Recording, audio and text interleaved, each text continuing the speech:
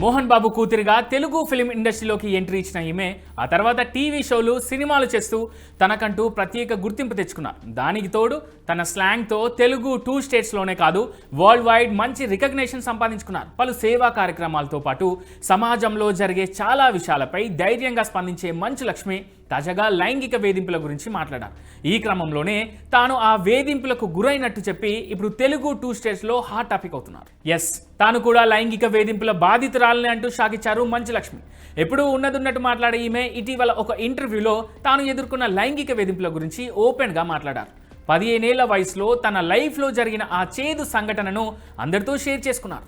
చిన్న వయసులో తాను ఎప్పుడూ సొంత వాహనంలోనే ప్రయాణించేదాన్నని చెప్పిన లక్ష్మి ఒకసారి మాత్రం 10వ తరగతి హాల్ టికెట్ల కోసం పబ్లిక్ బస్సులో వెళ్ళినట్టు చెప్పుకొచ్చారు.